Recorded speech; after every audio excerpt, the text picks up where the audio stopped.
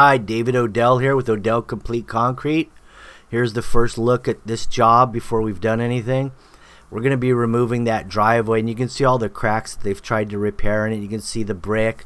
The brick was an actual afterthought at some point in this 40-year lifespan of this driveway. They actually saw cut in to the control joints, widened them, slipped some brick in there, which never works out well because it's not tied into the driveway. So you got all these independent pieces of concrete moving around when you drive over it, and the bricks in between, which is a softer material than concrete, so they really take a beating when 10 by 10s move around when a car hits it. The mortar fails, the bricks drop, so this whole thing is coming out. Right now what we're going to do is we're going to get on the little veneer with the breaker attachment. We're going to blow the brick out first because we can't recycle brick, unfortunately. So that has to go to the trash dump. The concrete, however, can be recycled. That'll be ground up and it'll be reused for road base. Also artificial turf, it's used for that as a base. Many uses for it. I've seen some people, add cement to it and use it for grouting walls and stuff like that. It's inexpensive that way. Not as good, that's for sure, but it will work.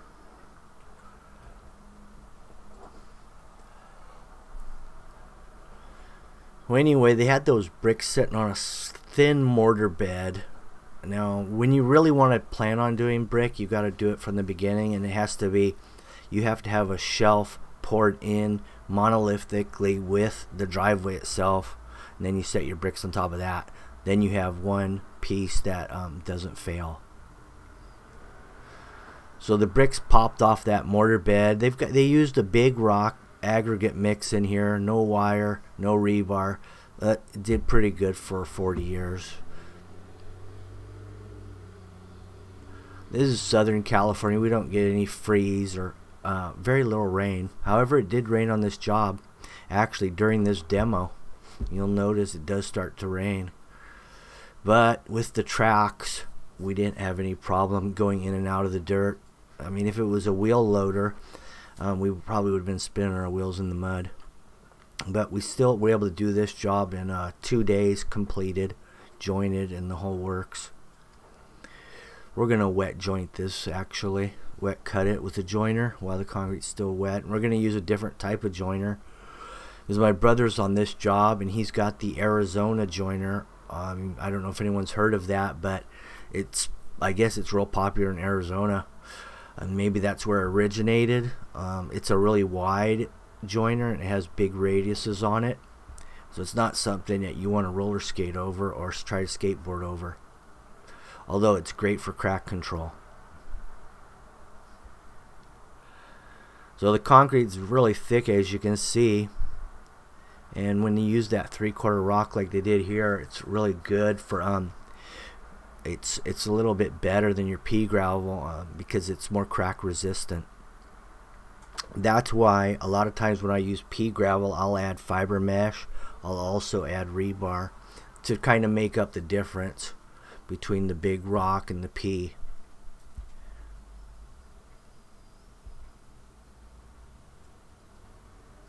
So here's the low-sided trailer. This is my brother Doug's trailer here. It's got a 12,000 pound capacity.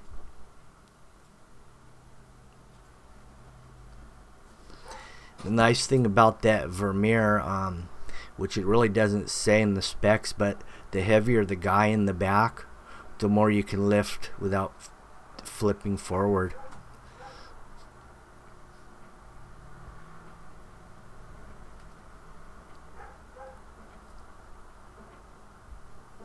One thing I've noticed is those Bobcats are notorious for flipping forward with a heavy load in the front. I haven't had that problem with this thing. I've even dumped on angles with this and never even lifted off the back end of this tractor.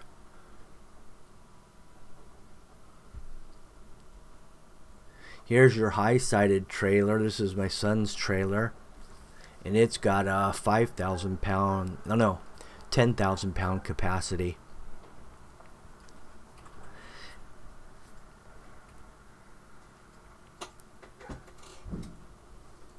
And I can see the ground's wet, so we're already getting rain here.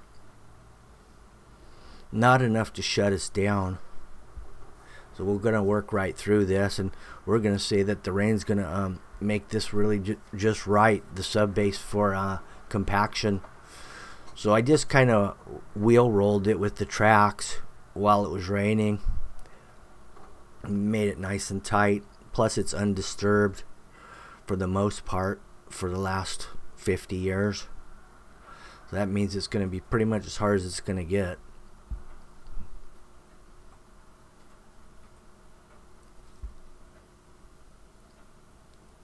We're going to use some 3/8 rebar at 2-foot centers, both directions.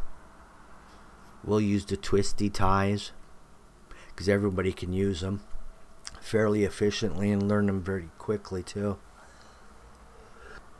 So at the bottom, at the sidewalk, back of sidewalk, city sidewalk, we've got 1/2-inch foam, and we attach that with some 3M spray-on adhesive. We could have probably tailgated this, but I elected to pump it just because I didn't want to come up on this approach and take a chance of breaking it.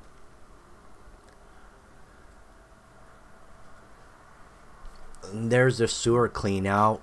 They had a little concrete box around it with a concrete lid initially, but we changed it out to a brass, and that's blue tape on top. So now it's a brass. I put a 6-inch sleeve around that, and then the concrete will encase it all. Okay, we have an overhead in the middle, and that's my screed board. And then we got the little quick connectors on the stakes. Instead of the 16 duplex that I usually use to run through, we've got those little quick connectors on there and duct tape so they don't slide down.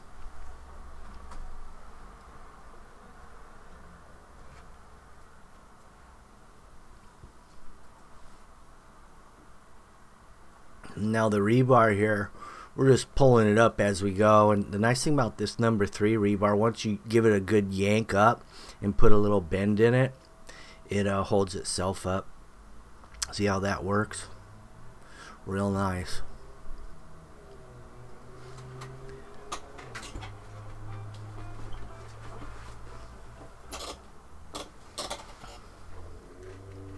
So also the nice thing about this concrete is it's a 3,000 psi, which means it's got 6.5 sacks of cement per yard. And I also added some fiber mesh to the load when it arrived at the job site. And I add 1 pound per yard.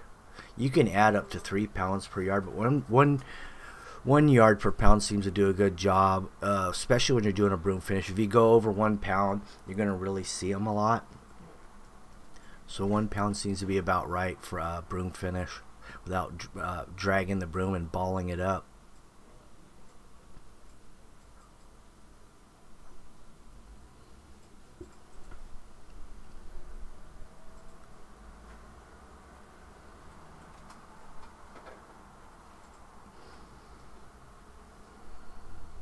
Near the lawn over there, you can see that the concrete's a little below the top of form over there. Well, that's because the form was set a little high on that mow strip, so we just kind of free-handed it down a little bit.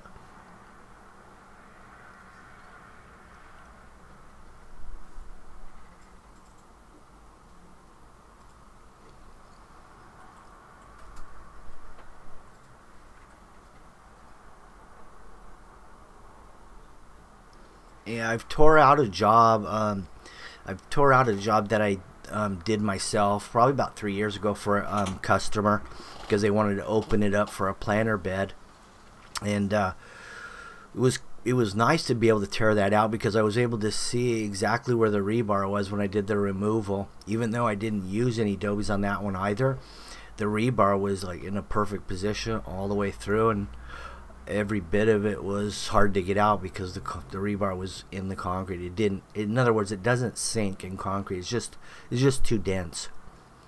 Like if we were to lay a piece of rebar on top of that right there, it wouldn't. It would just sit there. You'd have to jump up and down on it. Oh, and you'd have to walk it in all the way across to get it to go down, and you never hit bottom with it.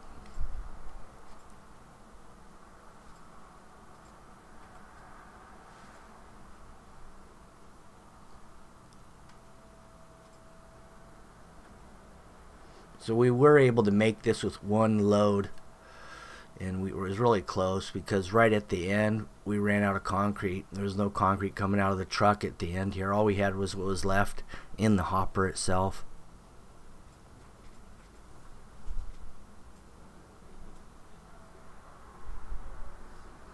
Had just rained here the day before, so we had a really good base, really nice moist base, which means we're going to get a lot of bleed water. That's a 4-foot magnesium bull float with a swivel head on it.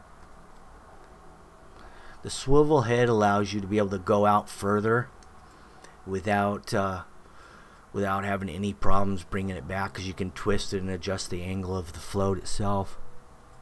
Also, it's great for getting over obstacles that are behind you, like short walls or trucks or cars. You can change the angle to work the pull over the top of stuff.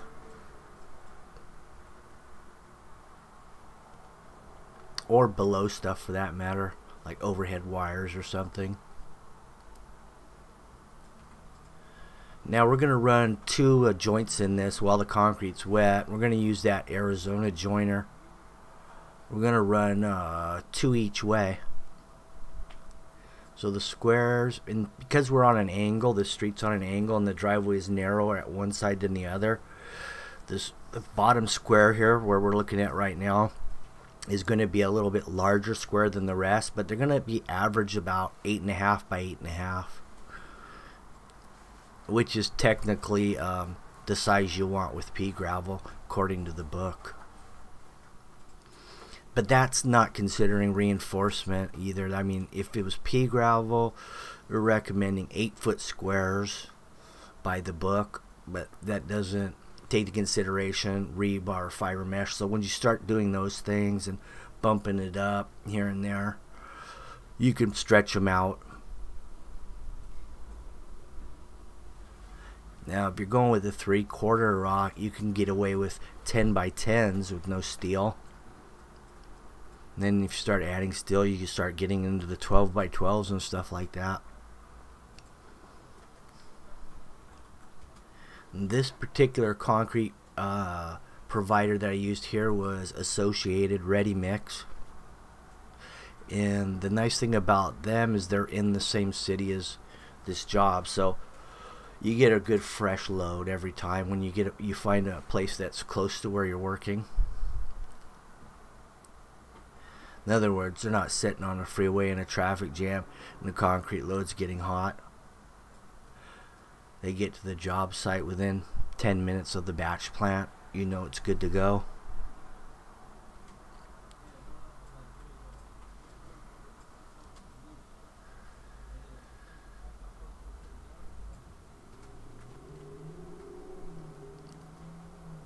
Yeah, I used to carry a thermometer with me, and I'd actually, when the concrete truck showed up at the job, as soon as it dropped some down the chute, I'd stick a thermometer right in the concrete and check the temperature of it.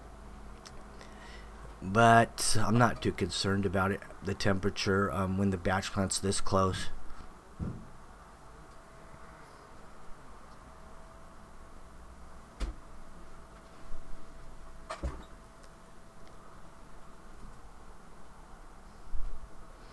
So you can see how this square is the biggest one of the bunch. 2 joints each way. 3,000 psi, rebar at 2-foot centers, and fiber mesh reinforcement. Now all you need to do now in 30 days is put some good penetrating sealer on there and try to preserve from oil damage or staining, and it'll last an awful long time.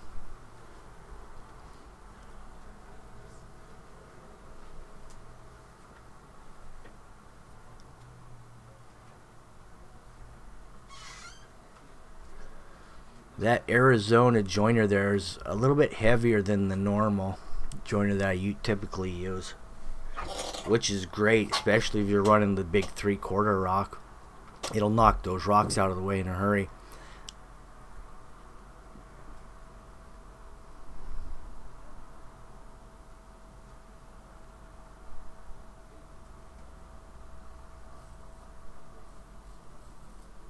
This did dry a little uneven on us because we had some roof runoff from the rain that saturated the top half, and we didn't. So it wasn't an even spread of water hitting the base.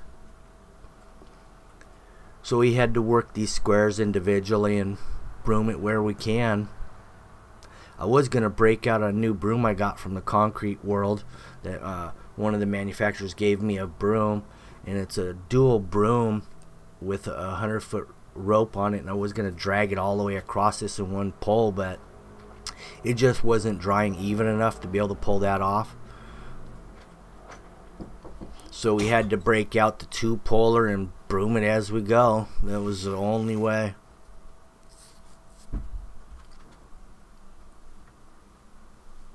Well, there's part of the GoPro. It looks like it failed.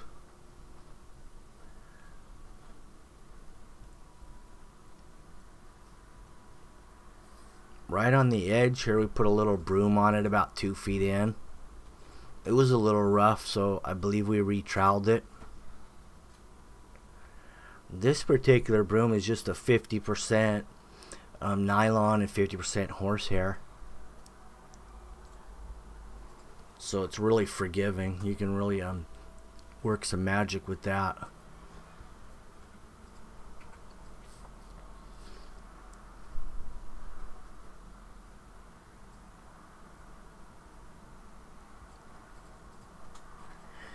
Now this is me and my brother out there on the sliders. We both, I think he's got, oh, he's using some fiberglass boards as well.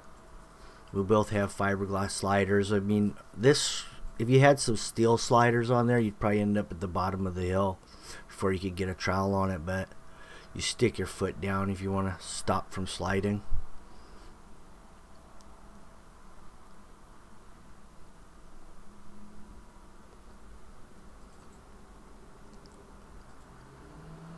We're kind of getting close here to the finished product. It was a real work of art trying to get it all uniform and broom it, make it all consistent considering how it was drying.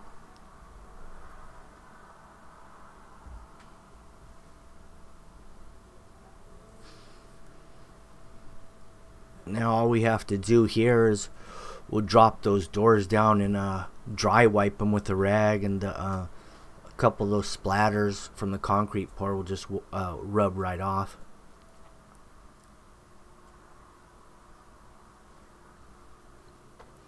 Three-car garage, brand new driveway, no more brick.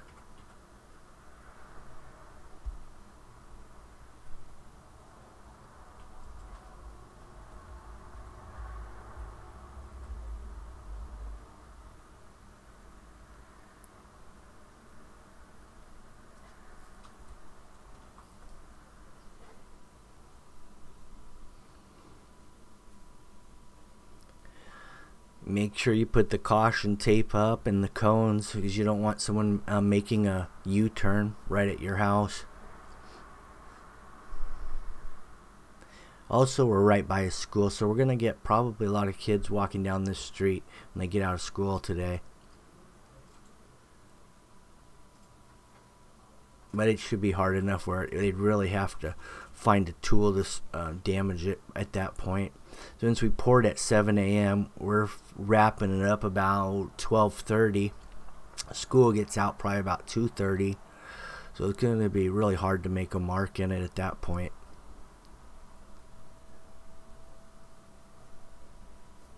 Anyway, thank you for watching the video, and hope you enjoyed it. If you like these kind of videos, make sure you subscribe and hit the bell so you get the latest and greatest as I roll them out. Thanks.